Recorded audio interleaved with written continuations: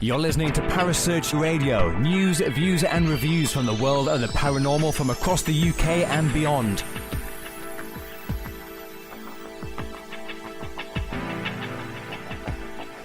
Find us on Facebook, Twitter and the World Wide Web. Parasearch UK Radio.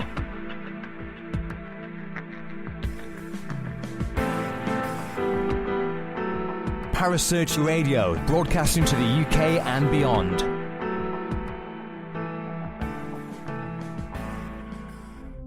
The views and opinions expressed by presenters and guests are their own and do not necessarily reflect the official policy or position of Parasearch UK Radio or its affiliates and sponsors. Listener discretion is advised.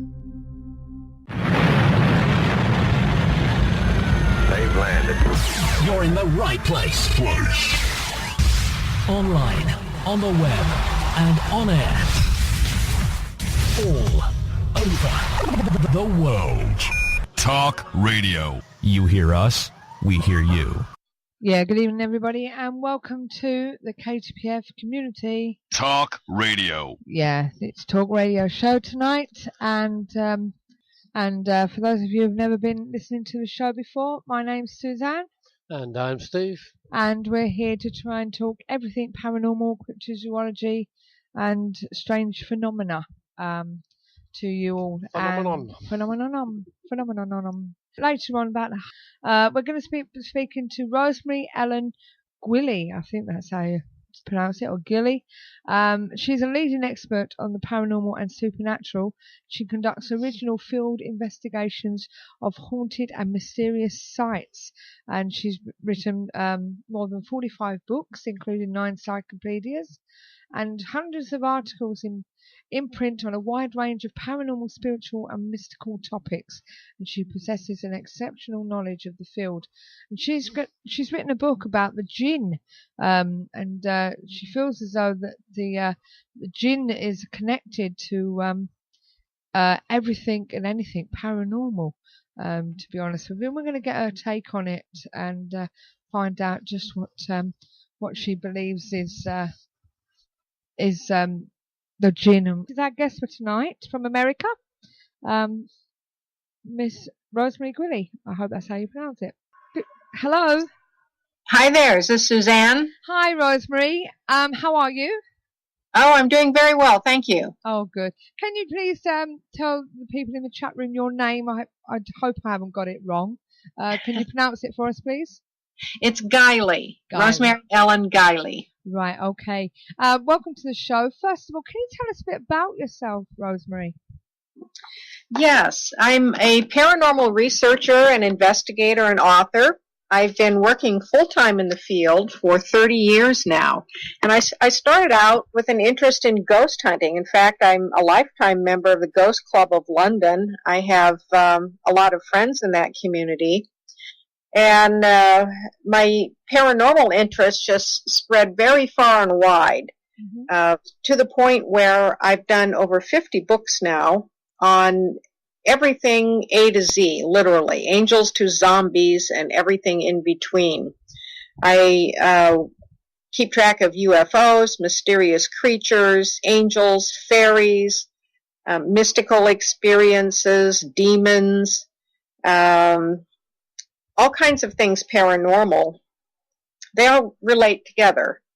And I teach classes, give lectures, and I'm always investigating. The book, The Jin Connection, and I believe we're going to be talking more about the Jinn this evening. That was an outgrowth of a lot of my research into haunting cases that seem to be very difficult to deal with. What I call persistent negative hauntings that never seemed to be able to resolve no matter what solutions were applied. And I had been interested in the Jinn for quite a long time. I had read about them for years, of course. And when I realized that they are participating in all of our paranormal experiences, including our hauntings, a lot of things started to make sense. So that's really where I'm at today, is looking for more evidence of their involvement with us and what they're doing and why. Right, well, just to give people an idea of who you are or what you've been, you've past positions are held. You were a columnist for Tax Para magazine. I'm a former columnist, yes. For some time, I did a column for the official magazine of the Ghost Hunters show, and I'm also a consulting editor of Fate magazine. I've had positions on the board in the International Association for the Study of Dreams, and for an organization that's now called, it's had different names in the past, it's now called the Academy of Consciousness Studies, and that looks into a lot of metaphysical areas.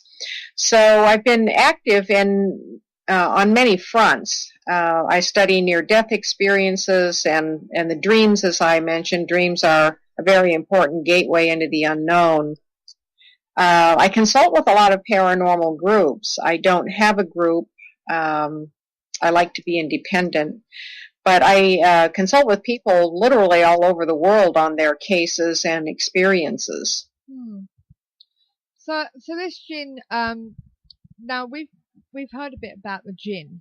I'll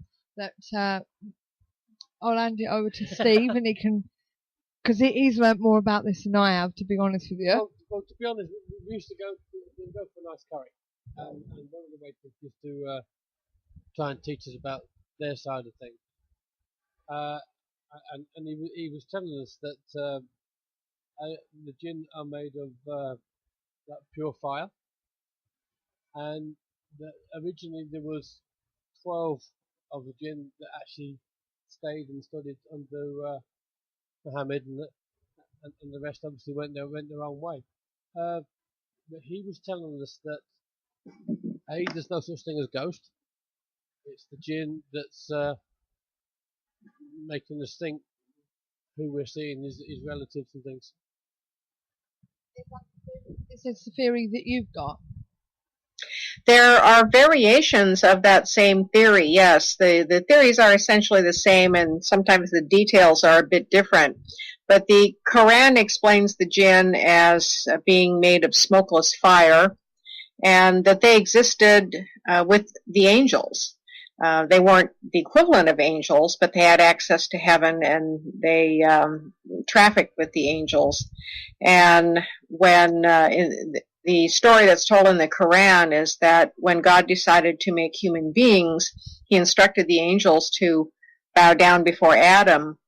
But Iblis, who was the leader of the Jinn and who was in heaven with the angels, refused because he felt that human beings were inferior to the Jinn. And so the Jinn then were cast out. And they were granted until Judgment Day to make their case. And so the evil ones have followed Iblis and are dedicated to tormenting and harassing human beings. There are good Jinn. Just like human beings, the Jinn have a variety of dispositions and temperaments and intentions, and some of them convert to the faith, some of them follow other faiths, some of them have no faith. The Quran is preached to them as well as to human beings. I do believe that they are players, significant players, in all of our entity contact experiences, from ghosts to fairies to unknown entities to demons to extraterrestrials. They are masterful shapeshifters. In fact, nobody really knows what the true form of the Jinn is. How do you embody smokeless fire? And in the pre-Quranic legends about the Jinn, before Islam came into being, they were said to be made out of the wind. Again, something very formless, but they've always been known for their shape-shifting ability and for their hostility toward human beings. It seems that the ones who are engaging with us and interacting with us are the hostile ones. And they have found many ways to create problems for us. So I have indeed revised my own feelings about ghosts over the years, that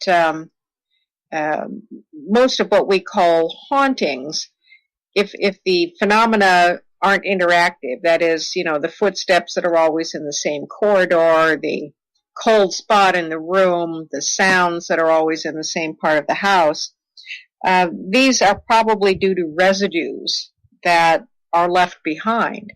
But when we have something more interactive, a spirit who seems to watch us and actively look for ways to get our attention, that's probably something else. And the Jinn can take on the guise of human ghosts, make us think that we're dealing with something else, when in fact we're really dealing with them.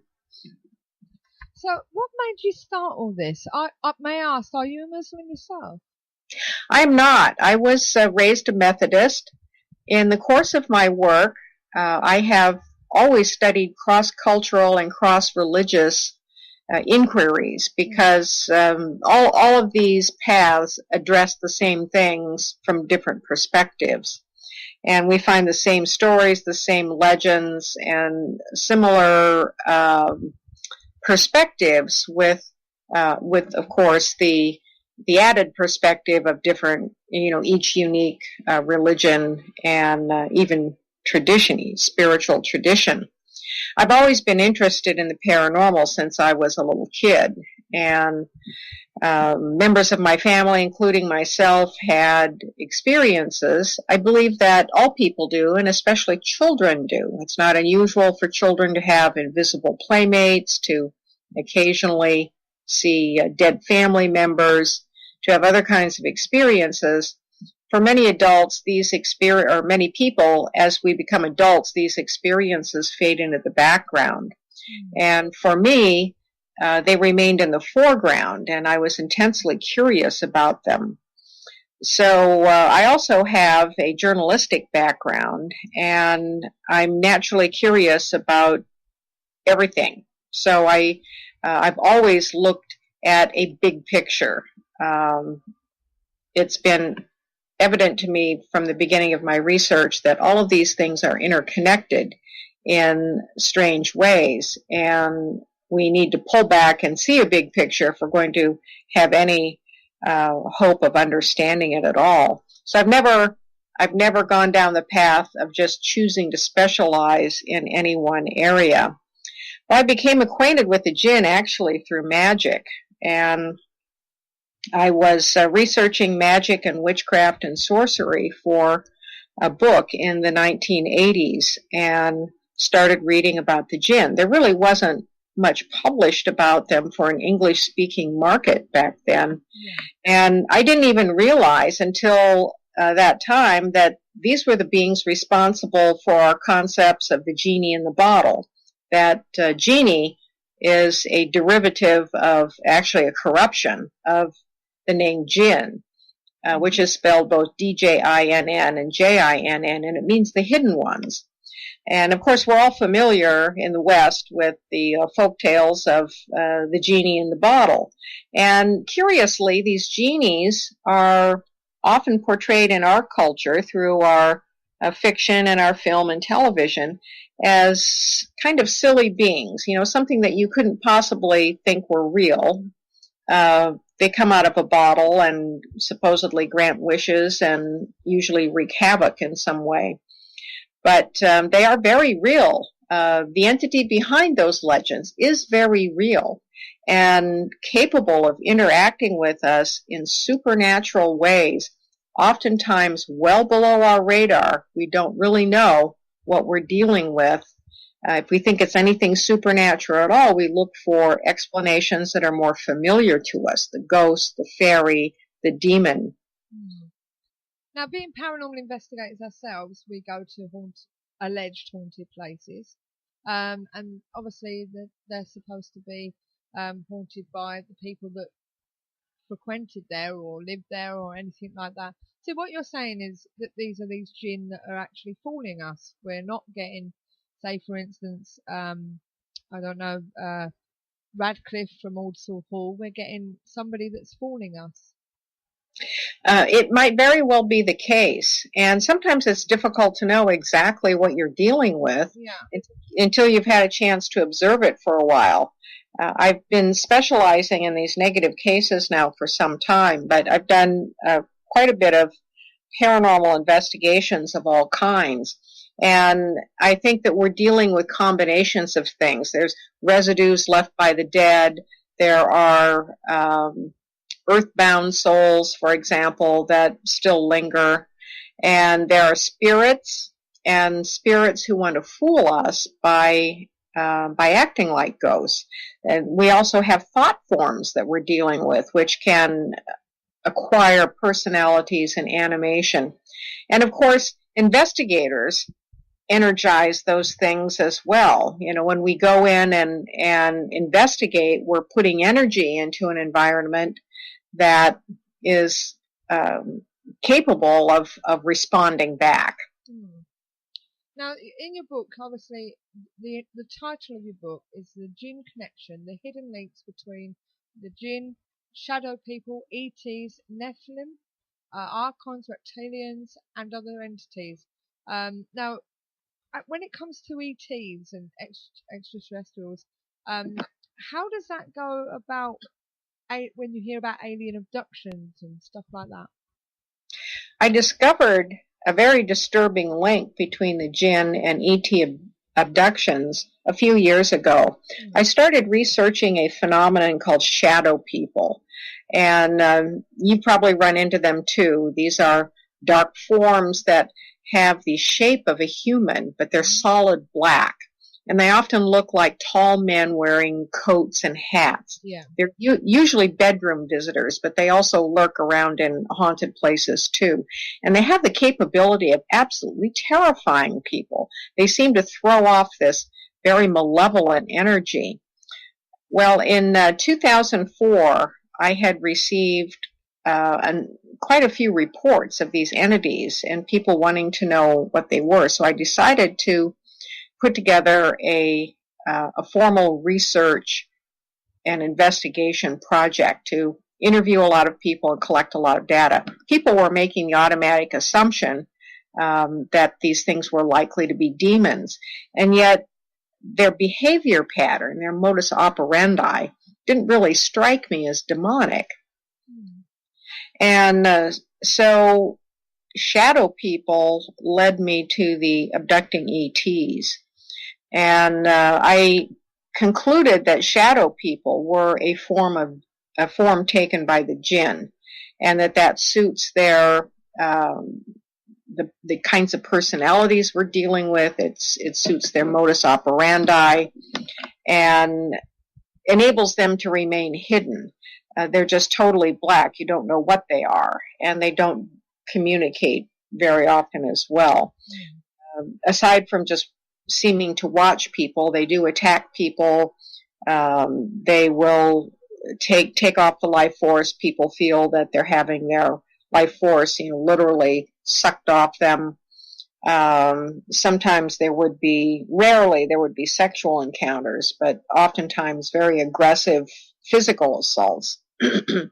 I discovered that, and this was through voluntary description. People would send me their descriptions, and I started noticing that a lot of these experiencers were also ET abductees, more than I might expect from just, some people have a variety of experiences. They're just kind of psychically open. But this struck me as a very odd connection, and it kept repeating. So I broadened out my research project and looked more deeply into that, both by interviewing people and by researching the abduction literature. And I discovered that there's a very obvious link between shadow people and ET abductions. That many, but not all, abductees are visited first by shadow people before they have abductions. It's not in the same episode, but it seemed like the shadow people are forewarners or precursors to the abduction experience. So, of course, that link then made me wonder, are the Jinn actively involved in other aspects of the abduction phenomenon as well? Well, whenever you're dealing with these entities and subjective experiences, you have only the reports of eyewitnesses and experiencers to go on. You know, this is a very murky area. And I then studied hundreds and hundreds of accounts looking for patterns, and could I find the same descriptions or some telltale evidence of something that would give the Jinn away. And in the Jin Connection, I build that case where I found quite a bit of evidence for the presence of the Jinn in the abduction literature, going back to cases from the 1950s. But the thing is that Westerners, and including Western ufologists, we're not thinking about the Jinn. We don't even think to factor them into the equation because most of us don't even know who they are. So how are you going to wonder whether or not they're involved if you don't realize who they are and how they can stay hidden? And there is quite a bit of evidence for the presence of the Jinn in the abduction phenomenon. Whether or not they account for all abductions or they're working in concert with other beings doing these, or even working against them with their own agendas in mind, nobody really knows yet. We don't even know what the full ramifications are of the abduction phenomenon, except for what experiencers tell us about being used to create hybrids. Right. We've got a question for you in the chat room. Ghost Rider would like to know what your views are on premonitions. Just to expand that, do you feel as though people like mediums and psychics, when they're getting messages, they're being fooled as well? It's a hazard, and that hazard has been acknowledged, for a very long time. And people develop different ways of validating their messages, their bona fides and whatnot. I really do strongly believe that we get genuine communications. Otherwise, we would have to discard everything, and that literally would paralyze us from pursuing any meaningful research and inquiry into the spirit world. That would be a serious mistake. But we do have masqueraders and entities who deceive us. Sooner or later, those deceptions come out, and I think that people who deal regularly in spirit communications learn how to discern the genuine from the fraudulent. They often give themselves away through the kinds of things they say, through communication that gradually deteriorates over time or becomes manipulative. Unfortunately, we have no universal guidelines and no universal ground rules in this area. Right, Steve, you got some questions? Yeah, two for you, really. First of all, I'd like to say it's something that's becoming very, very popular with being spotted, are what people call black-eyed people. Mm-hmm. Black-eyed children. Do you think there's a connection there? I do. The black-eyed children. We've been hearing more and more of these entities since, about the 1980s. Excuse me. And I have gotten reports of them myself, and I've I've also spoken at length with David Weatherly, who lives in the Southwest. He's out in Arizona, and he's written really the only definitive book to date on the subject, called Black-Eyed Children. And we've compared notes. I believe that the black-eyed children are yet another form taken by Jinn. And they seem to have multiple purposes in interacting with us. Some of them seem to want to just mess around with us, play tricks on us, aggravate us, scare us. It's almost for their own entertainment and amusement. Others seem to be more focused in their hostility. They are interested in harming human beings and in getting something off of us, like the life force. Others want to have romantic relationships with us. And some are more predatory. So, here again, just like human beings, there are different agendas and purposes going on.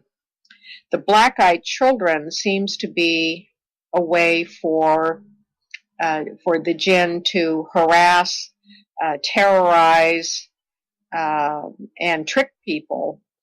And many of the people who've had contact with these forms also suffer health-wise. They feel a wasting away of health. They suffer some kind of injuries where contact has been made. Sometimes their lives start falling apart.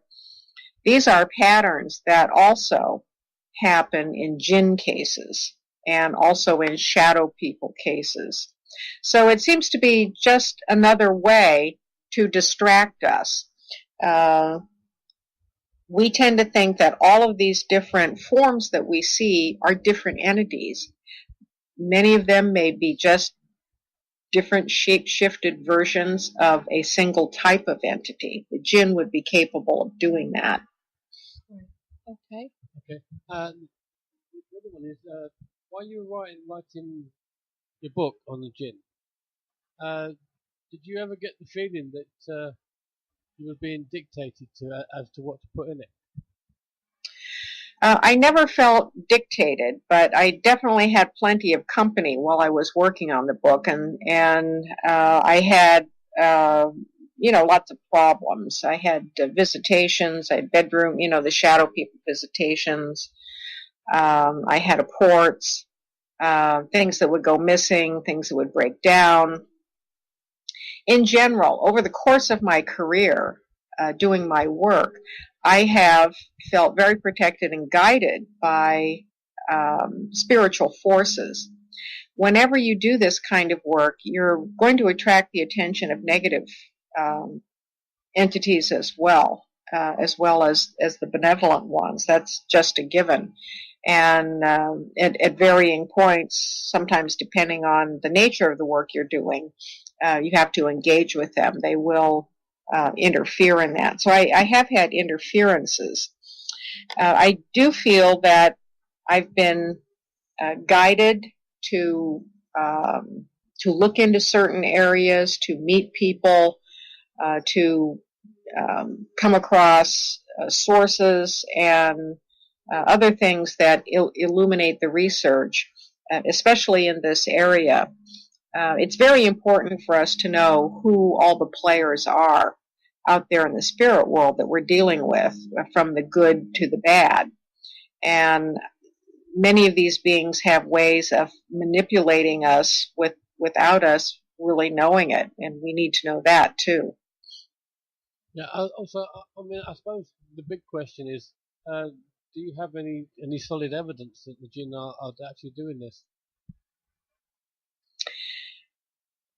As always in the paranormal and dealings with the spirit world, the hard evidence is very hard to come by.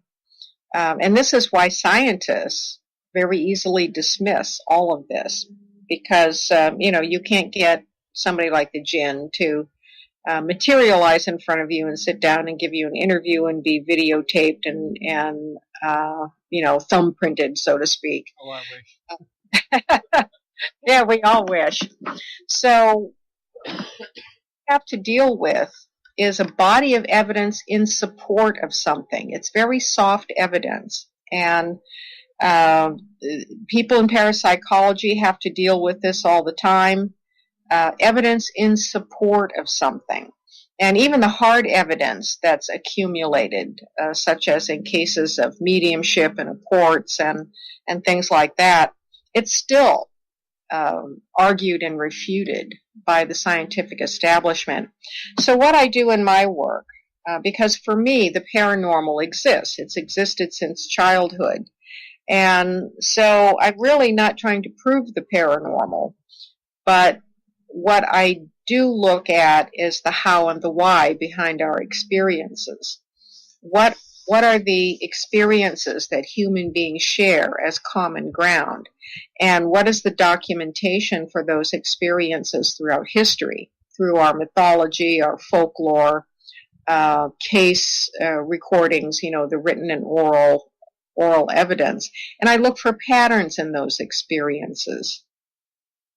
So when you can accumulate hundreds and hundreds of descriptions and find patterns that reach over time, that reach around the globe among people who've never spoken to each other or met or may not even know about such things in general, and the same things show up, it's very compelling to me that that this is evidence of some concrete interaction with the spirit world. So that really is the basis for all of these fields, for the paranormal, for the ghost hunting community, for the ufology community, for mysterious creatures, the cryptids researchers, even people who are on the more metaphysical side of things with the near-death experiences, mediumship and channeling. All of these things really, from a scientific perspective, don't have a leg to stand on. Yet, clearly, human beings have been involved in these experiences for as long as we've had recorded history. So what I look for is the evidence that links all of this together. And at the very least, it helps people understand their experiences better, helps them deal with the problematic side of things. And hopefully we're all contributing knowledge and insight into these experiences that can help explain them. And maybe someday we will have that bridge between the subjective and the scientific, that we can make the two sides come together better. Now, apart from the obvious, the Jinn and the shadow people, you also mentioned Nephilims and Archons. For our guests, could you explain what they actually are?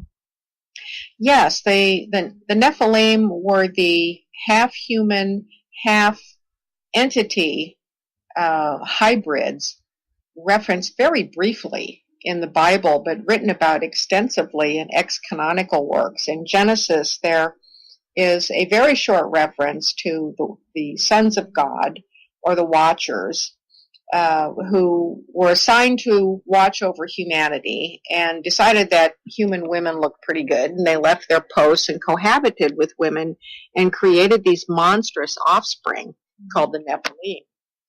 The Nephilim were giants. They would have been, by our standards, over 37 feet high. And they were very corrupt. They were cannibalistic. They were flesh eaters. They were blood drinkers, and they spread lawlessness around the land. Now, the Bible doesn't tell us all of that, but the Book of Enoch does. And the Book of Enoch goes into quite a bit of detail about these watchers, who are sometimes described as angels. About 200 of them leave their watch posts and start all of this up. Well, the angels become very upset with this corruption, and they go to God and tell him what's going on, and he gets upset about this too, and decides to wipe everything out in the flood. And so that is the reason why we had the flood. But whether or not all of these Nephilim were destroyed is a matter of uncertainty, because there were subsequent references to giants in other books of the Bible. Well, one of the things that I argue in the Jin Connection is, if the Jinn have been the hidden ones interacting with us, and they're interacting with us now, they've probably been doing it all along in hidden ways. And we need to reevaluate all of our stories about our involvement with ancient aliens and ancient beings and gods to look for the trademarks of the Jinn. The actions of the Watchers are the sons of God. And by the way, the Jinn were called God's other people as well. Just like the fairies are called God's other people. The actions of leaving their posts and cohabiting with human women would be very characteristic of the Jinn. And the Jinn have long been known as great deal makers.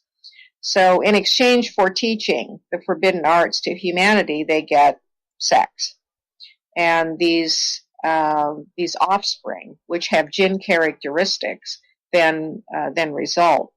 Now, giants over 37 feet tall would seem to be an impossibility given the gravity of the planet. But if they were not completely physical, not completely material, as Jinn would be, they could be any size they wanted to be. So I think it's very plausible that the Nephilim were half Jinn and half human. The archons who come out of Gnosticism were false creator gods who also wanted to manipulate human beings for their own purposes. This is a characteristic that we find through Jinn lore over and over again, the manipulation of human beings for their own purposes. And whether that purpose is amusement or the life force or blood sacrifice, it's always to the gain of the Jinn and the loss of humanity. So these scenarios crop up over and over again in almost all of our dealings with powerful beings. Might they be Jinn?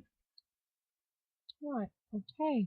And so what do we need to know about these, and how should we respond? Right now we have more questions than answers, and one of my purposes in writing the Jin Connection, and that was preceded by the Vengeful Jinn a couple of years ago, which was just a basic introduction to Jinn, is to educate people that these are real entities who are involved with us in many ways, and we need to know more about them and not just dismiss them as superstition. In many parts of the world, especially the Middle Eastern world, the Jinn are assumed to be players in the landscape. They're involved in all kinds of human affairs, for better or for worse. And we can't dismiss this as superstition. We have to realize that this is happening right in our own backyard. Yeah. One of the things that I've been researching at length is how do we confront this and combat it? People have varying degrees of trouble, from mild annoyances to serious disruptions of life and even life-threatening situations. I haven't yet found a single remedy that works in all cases all the time. There are lots of remedies that work in certain cases some of the time, but not all of the time. And that's very frustrating for a lot of people to deal with. I include a lot of those in the Jin Connection. There's a chapter I have called Battle, Interdimensional Martial Arts, where I discuss some of the things that have worked for other people. They seem to be able to have the upper hand on us. And even if we gain the upper hand, at some point they can come back and seize the advantage again. Whether or not that's permanently the case, I would like to not think so, that we are sovereign in our own reality in the physical world. And at the very least, we might have to learn how to coexist with some of these entities who seem to have a very firm foothold in our landscape. But there's no good solutions right now, no good permanent solutions. Right, okay. I've just been looking at your I think it's your website on the Jin Universe, and you've covered quite a few topics there, haven't you, with your publications? Ghost hauntings and spirit communication, talking to the dead, Ouija boards, the witches, Book of the Dead, multi-dimensional portals. How did you get into this writing, to get into all this, covering quite a vast subject?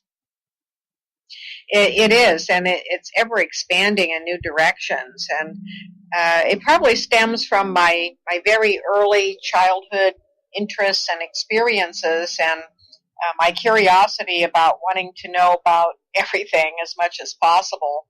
And also, as I pursued my research and followed all of the research leads, you wind up realizing how interconnected things are, and that if you look in one particular direction, then, well, you've got to consider something that's related to it. I believe that the Jinn, as well as other entities that we encounter, they come and go in our reality through multidimensional portals. These are thin spots between our dimension and parallel dimensions that all really have a connection to the earth. They're land-based. They're tied to the earth. And there are these entities living in these other dimensions that, because of the difference in vibrational qualities of these dimensions, we don't see them or interact with them on an ongoing basis, but we have these kind of openings and bleed-throughs. They seem to be able to come into our world more than we go into theirs at will, and I'm not sure why that is. I do have two websites, and one is visionaryliving.com. That's my main website, and a lot of the topics that I write on are on that website. I have quite a library of articles, and if anyone is interested in subscribing to my newsletter, I encourage that too, because I put my latest material in the newsletter, and it comes out once a month, and it's delivered via email. It's complimentary. The other website that you mentioned, the Jin Universe, and that's DJINN universe.com, I set up 2 years ago as an educational website to publish and have discussions of things about the Jinn. And I have collected hundreds of testimonials and stories contributed from around the world, from people who've had Jinn encounters. It's quite eye-opening and even hair-raising, some of these stories, and people have weighed in with their metaphysical views, their religious views. Some of the experiences, a small minority of them, are benign or benevolent. Most of them are negative, and some of them are quite terrifying. So I think it's a good place to go. It's a real eye-opener to, just get the gist of what the Jinn are and what they're doing with people. Yeah, and you've done a lot of documentaries and docudramas and TV shows as well, or you've worked on them, including Supernatural. Yes, I did. It was called The Extras for season 4 of Supernatural, which is a fabulous show, and they get into all these topics as well. Yeah. And the extras on the DVD set was a scenario built like Dante's Inferno and Paradiso, that his journeys through heaven and hell and purgatorio. And they assembled some experts like me to talk about themes on the show and their basis in mythology and supernatural reality. Quite well done. Yeah, definitely. You've definitely covered quite a lot in when did you start doing this writing and getting into it? There's definitely a lot there. I started my writing career full-time 30 years ago. Wow. You've done more than 50 books. More than 50 books. Yeah. And translated 15 languages. You've been full-time since 83. You've done encyclopaedias. It's wow. It's a lot. Is writing something that comes easy to you? Did you get that? I didn't. Is writing something that comes easy for you? Oh, it is indeed. In fact, I often joke that I came out of the womb with a pencil in my hand. And I've been writing ever since I can remember, and I really enjoy writing.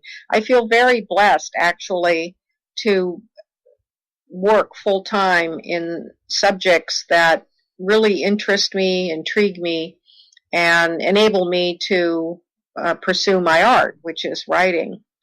And so in spite of the harrowing circumstances I find myself in sometimes, it's been quite a ride. Never a dull day, that's for sure.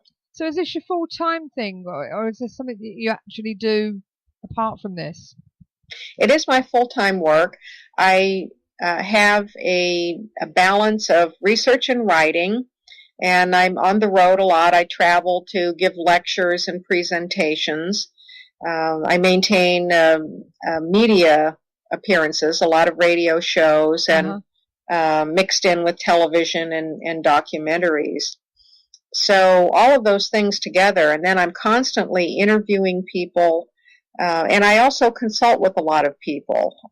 People, they have problems. They sometimes they just want to talk to someone who understands what they're going through, so they feel that they're not crazy. This is a very important aspect of all of this, that our very real engagements with the spirit world can be quite destabilizing and upsetting to people. And if they have no way of talking about those experiences and being taken seriously, then it actually adds to the whole burden. It adds to the stress. So I'm often consulting with people about their experiences and, looking for solutions. I consult with a lot of investigation teams on their cases. I conduct a lot of investigations myself, and some of them are long-term. They span years. I've had the good fortune of being able to follow some cases for a long period of time. And as you know from investigating yourself, sometimes you only have one or two opportunities to do an investigation. So if anyone wanted to buy your books from your website, obviously being in England, is there a Kindle version? Yes, many of my books are available on Kindle, and the Jin Connection is available by Kindle. And if people order hard print, I send them out autographed, and I do ship all over the world. Right. Okay. So if anyone's interested in them, just go to visionaryliving.com. I've put the website on the chat room. If you want to go and have a look, there's quite a few books there to choose from. So what's next for Rosemary? Have you got a book pending or thinking of starting at the moment? I do. In fact, I'm usually working on several projects at once. This seems to be the nature of my research, probably because all things are interrelated and folded together. I'm working on another book about the Jinn, and this one will focus more on how they're engaged with people in where they seem to haunt places. I'm working on interdimensional portals and how the planet has many of these doorways and what those doorways are like. I have a book on that I'm working on afterlife communications, especially through dreams. I've been interested in psychic dreaming since I was very small. So those and some other projects. I have a Ghosts and Hauntings book that I'm doing, and a lot of things going on right now. In fact, I could use a few doppelgangers. And just out of curiosity, do you feel sensitive yourself? Yes. I never considered myself to be, a wonderkind by any means. But like most children, I had visionary and psychic experiences. I think that this is part of childhood in general. In my family on my mother's side, my grandmother had psychic sensitivity. My mother did. She had a variety of encounters with good and bad kinds of beings. She had precognitive dreaming. And my sister has psychic sensitivity as well. So I think those things added to my interest in these areas. When you're small, when you're a kid and you have these experiences, you think everybody does. And as I got older, I realized everybody doesn't. And not only that, the people who do, their experiences are quite varied and different. So that has been a major factor in my research. As I got older then, I wanted to learn more about that and also how to increase it. Instead of being a passive recipient of premonitions and precognitions and impressions, I wanted to be able to have it available more on demand. So I did quite a bit of training with psychics and sensitives. I did energy healing, and energy healing really helped me open up very fast. And I had been fascinated by the tarot, so I studied the tarot, I did readings, and all of these things have improved my own psychic sensitivity quite a bit over the years, and it's an asset for this kind of work, most definitely. Right, well, it's a very impressive resume you've got there, I must admit, Rosemary. Definitely. Well, thank you. I'd just like to say thank you for taking your time for talking to us. Well, it's my pleasure, Suzanne, and I hope to visit with you again on your show. Yes, definitely. And when your next book comes out, come on and tell us all about it. I certainly will. We'll stay in touch. And anyone out there in the audience, I get a lot of cases and inquiries from the UK, so I'm always interested in hearing from people. Yeah. Okay. Well, I'll let everybody know. And as I say, if you want to join the KTPF on Facebook, then it's out there for you. I'll send you the link, and you're more than welcome to advertise on there. And we'll also put it on the website once it's sorted out. It's gone a bit AWOL today, unfortunately.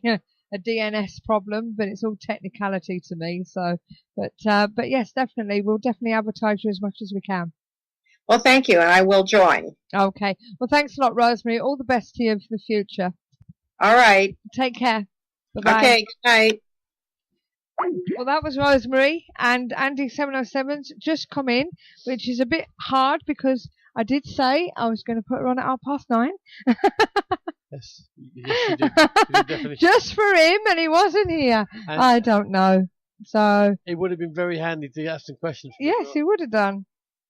I mean, no disrespect to the lady, but I mean, she's making these links, and sorry, I don't see any actual. There don't seem.